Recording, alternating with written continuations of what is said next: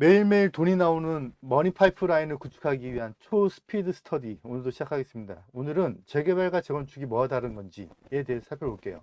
보통 많이 혼용해서 쓰시기도 하고 그리고 일반인들은 잘 모르시는 경우가 많이 있어서 이게 어떤 포인트에서 달라지기 시작을 했고 그리고 투자자들은 또 어떤 측면에 다른 건지를 알기 위해서는 원리적으로 재개발과 재건축을 구분하고 있는 이유를 알아야 되거든요. 그래서 재개발, 재건축 그냥 국어적으로만 설명을 하면 재개발은 그냥 다시 개발한다죠. 그리고 재건축은 다시 건축한다고요. 그런데 막상 그 안에 깊이 들어가 보면 처리하는 절차, 직접 시행을 해보면 그러면은 그 안에서 구청에 가서 해야 될 일들이 많이 달라지거든요. 그 이유에 대해서 한번 보도록 할게요. 우선 재개발과 재건축은 어디를 개발하는 건지, 그리고 무엇을 개발하는 건지부터 달라져요. 보면 이런 일단의 개발 지역이 있다고 한번 볼게요. 그러면 이제 이 개발 지역을 놓고 봤을 때 이렇게 도로가 있고요. 그 밑에 숨겨져 있는 상하수도 그리고 도시가스 뭐 이런 여러 가지들이 있겠죠. 제가 표현을 이렇게 아주 간단하게 해놨지만 사실 더 많은 것들이 숨어져 있어요. 이 도시 안에서는요. 그런데 이렇게 건물이 아파트가 되었던 또는 단독이 되었던 이 건물이 낡아서 이 건물을 다시 지어야 한다면 그러면 그 건물의 소유자들의 문제이죠.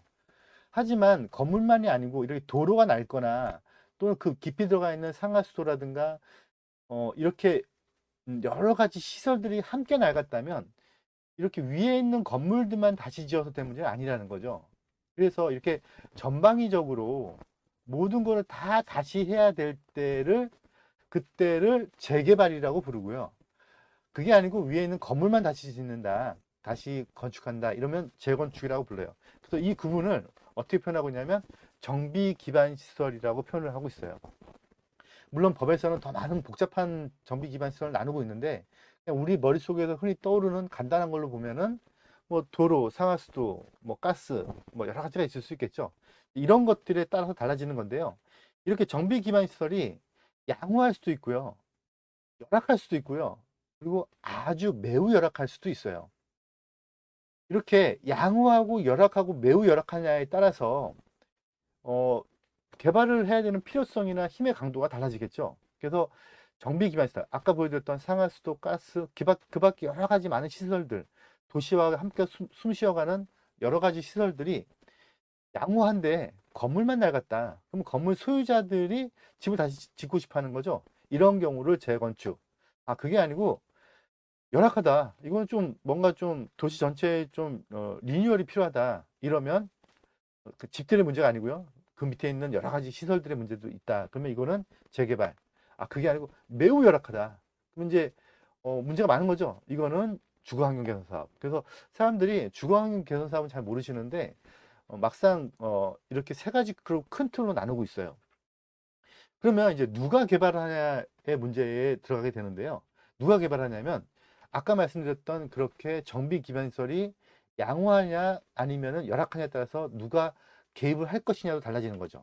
그래서 열악한 경우 그런 경우를 재개발해 본다고 했죠. 근데 더 열악하다. 그러면 그때는 누가 해줘야 되냐면 너무 열악하니까 그때는 이제 국가가 이제 해주는 거죠. 국가가. 근데 그게 아니고 그냥 열악하다. 열악하면 재개발. 그러면 국가의 도움을 받되 그때 대신에 주민들이 추진하는 거고요. 그리고 재건축 같은 경우는 양호한데 뭐 국가가 해줄 일이 없네. 그러면은 그때는 그냥 주민이 스스로 혼자서 국가의 인허가 절차를 밟아야 되지만 국가의 큰 도움이 없이 그래서 이제 이런 게 막상 현장에 가보시면은 그 내부적으로는 이제 스토리가 많이 달라지는 거죠. 그래서 국가가 완전 개입을 할 것이냐 또는 아니면 국가의 도움을 받고 주민이 할 것이냐 아니면 그냥 주민들 스스로 할 거냐에 따라서 임대 아파트의 건립 비율이라든가 아니면 거래 제한이라든가 이런 것들에 많이 차이가 난다는 거죠. 오늘은 재개발 재건축이 어떤 포인트부터 달라지기 시작했는지에 대해서 간단하게 공부해 봤습니다. 매일매일 돈이 나오는 머니 파이프라인을 구축하기까지 한 발 한 발 차근차근 나아가도록 하겠습니다. 수고하셨습니다.